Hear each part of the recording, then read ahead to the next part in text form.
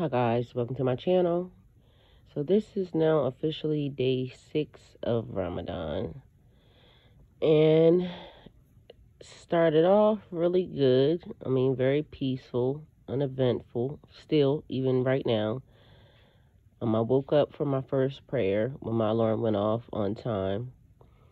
The first thing I did when my alarm went off was went and got in the shower,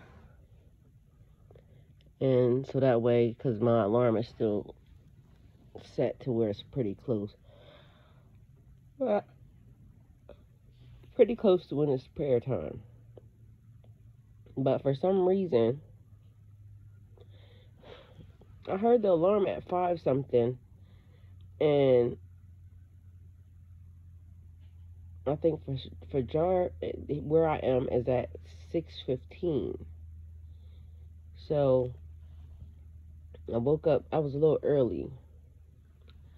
Anyway, so I completed my prayer, and then I really don't have much to do today. So since it was early, because I'm still on home time, I just went and I laid back down and then woke back up, and now I'm just doing a recap of everything that happened yesterday.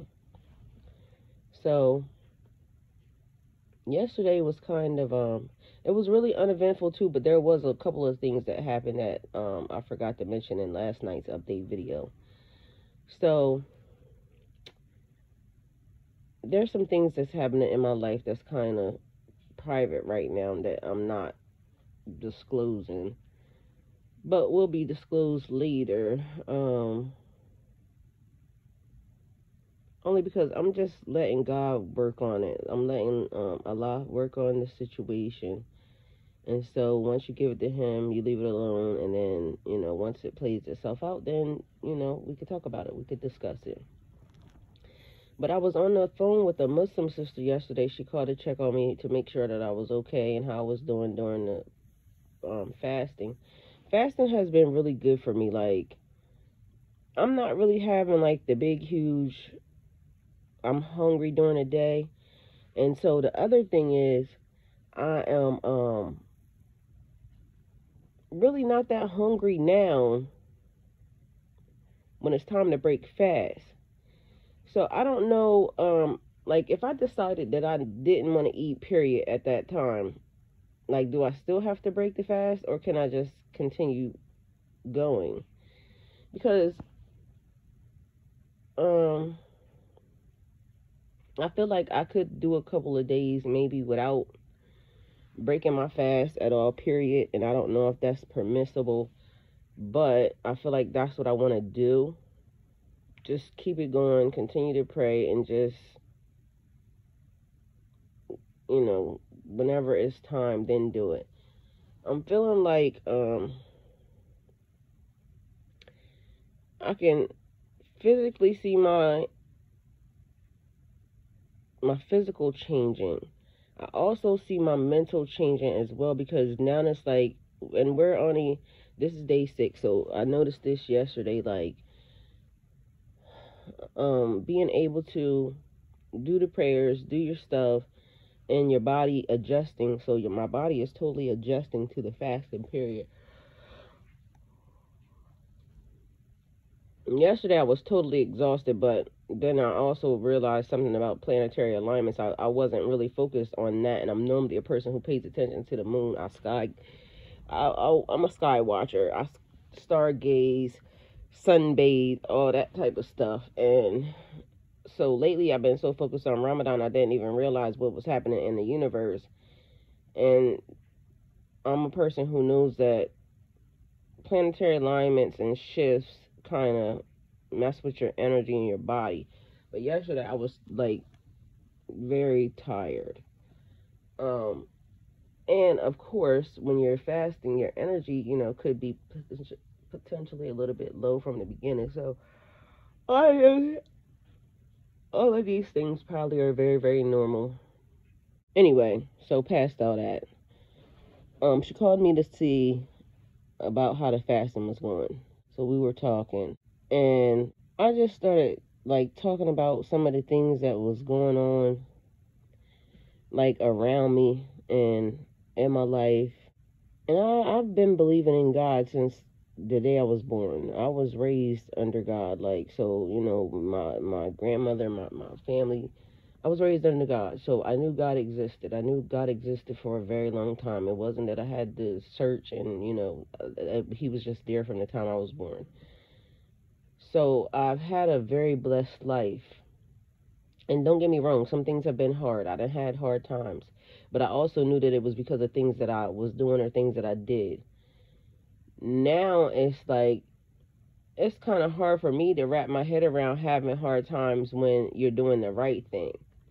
And so that's what I was talking to her about. And I had mentioned one time a while ago, I said, and I know God is working on my behalf.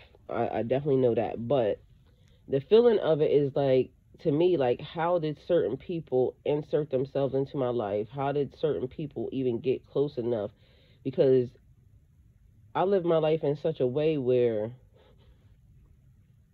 I don't bother anybody. I don't go out with people. I'm very secluded. I stay to myself. I like it like that. And this is not something new. This has been like my whole life. My parents will tell you that I'll go off and, you know, they have to start calling each other to make sure that if somebody didn't talk to me, is she okay? So it's like a thing with them. They'll say, well, you know, when she, you know, want to talk, she'll come around or whatever. So I have always been that way. I'll go off and I'm just to myself.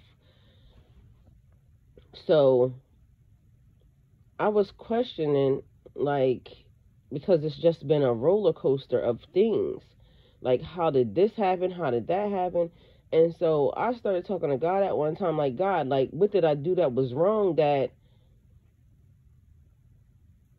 I don't know if he felt the need or if some, like, I don't know who felt the need to allow certain things to insert into my life, because there are some things that happened that I had nothing to do with. All I did was live my life, and then people started inserting. Insert yourself here. No, I'm not that person. Don't insert yourself here. I don't like that. But somehow that happened. And it started being a thing where it was starting to be like, it was weird. Like, honestly weird. And I just don't know what type of people live on earth that they do certain, like, they have certain behaviors. But anyway, so those things were happening. And then, like, the people, like, getting close to me, because it takes a lot for me to get close to people. And so, but when I was younger, like, so I still have some of the same people who are around from, you know, the time I was younger. And it started to be a thing. Like, even now my daughter's calling me saying, like, you know, the people that we have helped the most have been the people that have tried to take from us, try to hurt us, try to do the most malicious things to us. And all we are like, we're givers. I'm a family. Like, my family is a giving family. I raised them that way. They're a loving family. I raised them that way. So I'm very proud of, you know, the people that my children are, who they turned out to be. But now this, and I, you know, was just saying, like, we can't change our energy, our behavior, because we are, like, that behavior is correct. Just because people try to abuse it, we have to learn to have some type of discernment and to trust our intuition. But when it's people who've been around for forever and a day, it's almost like you try to give them a pass. And so there are no more passes. That's the thing. Everybody's being held accountable for the things that they're doing, for their actions. And that's just the way I am right now, because I've given too many passes and it has come back to haunt me. It's come back to damage me. And why do I need to keep dealing with that? Because I'm a good person and I'm a loving person. No, the minute I see that you are this, we can't be friends. We can't be here. It's also like how I've been talking to people on love, life, and relationships, and I'm saying that once I see, like, I have to know what I want as far as a mate in a relationship, because if me and that person don't see eye to eye when we talk right from the beginning, right off the bat, we can't be married. We can't be boyfriend, girlfriend. We can't be any of that, because of the fact that, first of all, we can't be boyfriend and girlfriend, period. But I don't want to talk to you. I don't want to talk to you to get to know you. Like, I just don't. Because for why? And so now I'm just going through the, like, when people are trying to be friendly, we can't be friends. We just cannot be friends because I don't want to deal with that type of behavior. I'm not inserting that into my life because why? We see red flags from people initially straight from the beginning. And then we still, because we're good people and because we're loving and because we're giving, we still want to be. God didn't say we had to do that. All he said we had to do was love thy brother, love thy neighbor, just love, show love and compassion into the world because God is love. And past that, they don't got to be near you. They can kick rocks. So that's one of the things that I've been dealing with because, you know, we were having a conversation and I'm saying, so I was telling her that. And then so we started talking about, she asked me questions like, what if the person was this? We can't be together. Like, I don't care how fine you show up, like how attracted I am to you or you are to me. But if there's something that you and I are discussing and you're this type of person and I'm that type of person, we can't be together because it's almost like us setting ourselves up for failure already. Somehow, some way, that's going to come back into our relationship and mess it up. I'm not doing that. I'm not wasting no time with nobody, and I just don't have time for that. So, yeah, it's a no. Because we were also talking about, like, in the Muslim culture, men are allowed to have second wives. And so she was saying, and I am open to that, and I'm okay with that. And so I was telling her that, and she was saying that she would not really want to do that if she was in love with the person.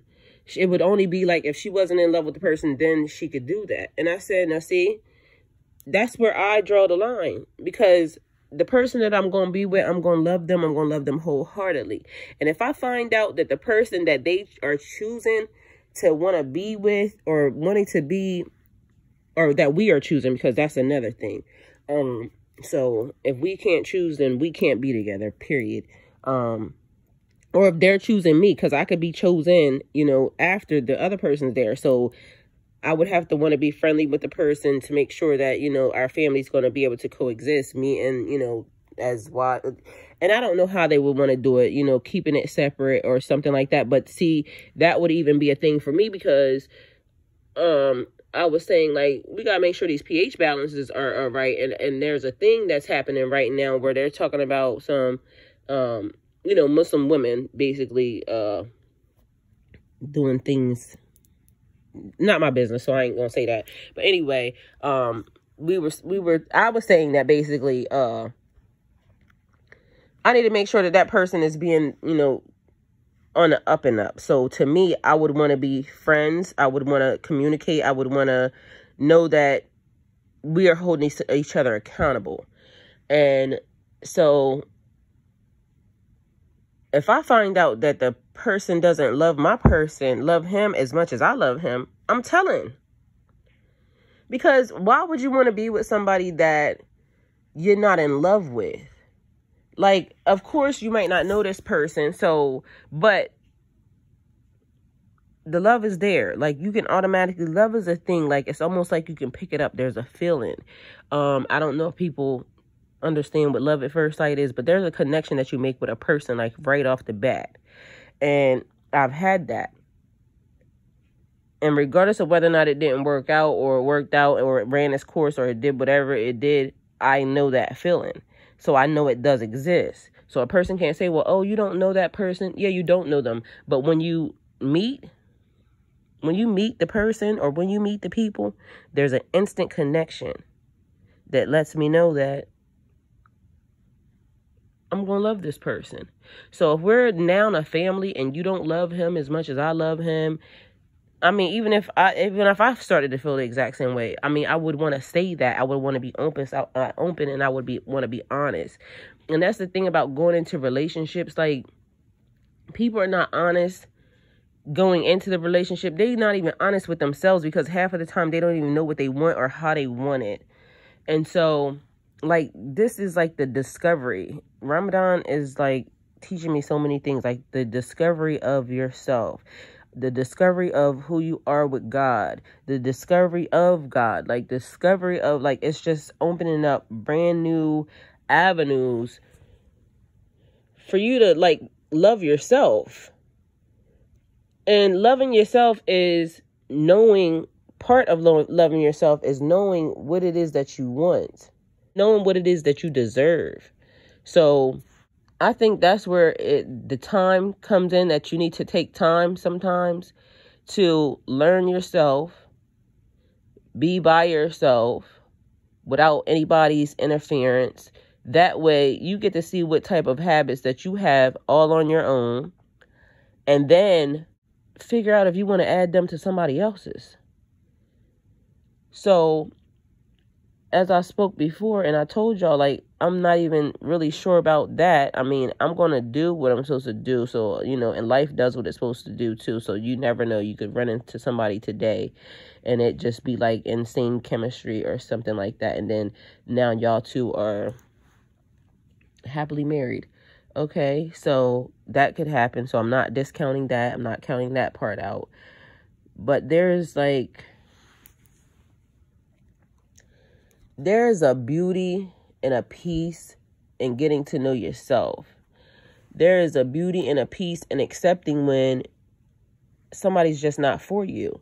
And sometimes we just want what we want, what's good for the eyes. And sometimes what's good for the eyes is not what's good for the soul, not good for the heart. And of course, there has to be some type of attraction. So that's where it's like, okay, you having to wait. You having to really take your time and go through maybe months, maybe years, maybe just basically taking some time until you get to that one particular one who checks off everything. And it does exist. I know it does.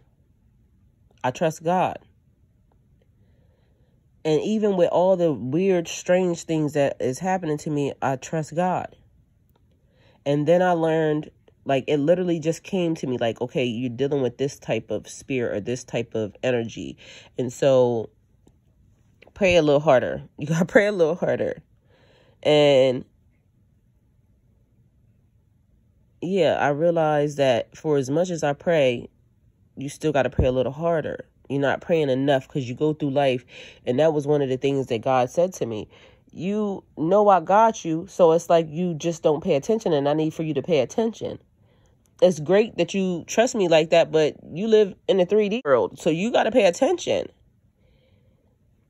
And I got it. So I'm paying attention. But now it's like, oh, what a mighty web we weave. So untangling the web, which is my life at this point, and that's being held up by one string is tying everything, like twisting everything up. And I'm waiting for God to cut that string, because that string will free me to so much more. But it's like one string that just won't go away. It just won't go away. And so I was saying that to her yesterday, like, it's just one thing that's messing up everything else. And how come God is allowing that to happen? So, and, you know, people say you can't question God. Why? I ask God stuff all the time. Whether or not he wants to reveal it to us now or later, it says, like, seek and ye shall find. Like, I still, you know, reference the Bible for a lot of things because that's what I grew up. That's what I knew. And so, but I believe that when you ask God, anything that I've ever asked God, he gives me the answer. It may take some time sometimes because we might not know why one thing held up something else. And it might be because the meeting that you're supposed to have after this, it needed some time. So I had to put you on freeze in order for everything to line up. And it might not feel good when we're going through it, but you'll be okay. No matter what happens, you'll be okay. And so after I got done talking to her, and, you know, she like was on pause, like, because it was a lot. And she was like, I don't have the answer. And that was like, And I didn't expect for her to have an answer. Honestly, I was just possibly just venting. And yeah, and she said, I don't have the answer. But the answer is, again, the same. So we don't know the answer to the actual question, but the answer is to pray. The answer is always to pray. And so now it's like, even after I did my actual prayers when I had to go to the mat yesterday, the advice that she gave me is stay there. That's the ultimate submission to God. Stay there and pray some more. And honestly, I did exactly that. Each time I went to the mat yesterday, even after the prayer was over, I went into a different prayer. And again, I still don't know what's going to happen. And things will reveal themselves as it's time. But the excitement and the love and my future, I can feel it. And it makes me smile. It makes me happy. Like, no matter what's happening right now, it's almost like God said, I can't tell you what's happening right now, and it's going to hurt. It's going to feel like you're by yourself, but you're not by yourself. And I'm going to give you a little glimpse of your future just to know that you are going to be okay. So you can still smile in spite of. You can still be happy in spite of. You can still be loving in spite of. Like, it don't matter what's happening. I had to show you something. You had to learn that lesson, because otherwise that thing that you was holding on to so much, that you loved so much, that you was praising so much, it wasn't me. And I need you to hold on to me. I need you to hold on to God. Praise God. Love God. Because he's always going to make sure that you come out clean in the wash. You're going to come out clean in the wash. So if you trust God, like you say you do, focus on that. So that was my yesterday. My yesterday was, I had a moment. I had to get it off my chest, because sometimes I'm not really that vocal, and I because I stay to myself, I don't. So if I'm talking, I'm probably talking like I am right now. Like, this has been the best thing for me, because I'm talking to myself, but really I'm talking to y'all, and then, or whoever wants to listen, basically. But I'm talking to myself. I'm talking to God. I'm talking to my energy for my future. And to my energy for my future, I love you. You are amazing. You are beautiful. You are such a kind person. And make sure you keep that. Make sure you keep that in, and keep that in your heart. Because if you allow whatever is going on with you right now to change you, to damage you, then evil wins. And we can't allow that. Light will always overshadow and overpower dark. So even if you feel like you're in darkness right now, keep focusing on the light. It's going to get bigger, because you're going to get closer. Every day you're getting closer. Every day I get closer to the light. And one thing because I get tired of real cliche, like, sayings and like what people like, I don't like it. But the one thing that I can hold on to, and I know will ring true to everybody, when you're going through a struggle, it might feel bad and you might cry. That's okay. It's okay. You won't cry always. Trouble don't last always. This journey may be tough, but in the end, it's always going to be worth it. Because when I went through my first upgrade, level up, ascension, I cried. I remember I slid down the wall and I cried. And at that point, I didn't have what I have now. But I always had God. And God said, you got to go. It's now time to leave. So I need you to pack up and go. And I did exactly that. I left. And where I am now, as opposed to then, it was worth it. It was totally worth it. So now we're in the fiery furnace again. And it's hot. It's a lot. But I know what happens on the other side. It's happiness. It's laughter. It's family. It is like always blessed to be a blessing.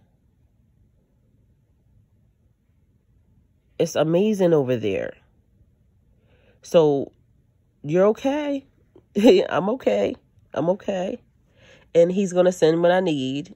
The people, like whatever it is that I need financially, mentally, physically, spiritually, he's going to send. I trust him. So I'm thanking Allah right now for peace because I woke up peaceful. I woke up clean. I woke up smiling. I woke up with hope. I woke up with joy. I woke up with faith. I woke up. I woke up. So that's my update for now. About to get my day started, and we shall see what God has in store. And just remember, no matter what happens, no matter what you're going through, prayer will always be the answer. Just stop and pray. Stop, breathe, and pray. We're going to pray this thing off.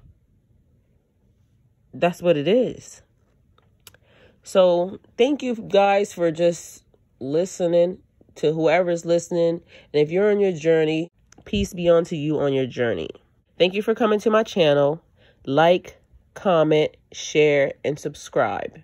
Anything you wish to know about me or this channel will be in the description box. Goodness and mercy shall follow us through all of our days. Go with God.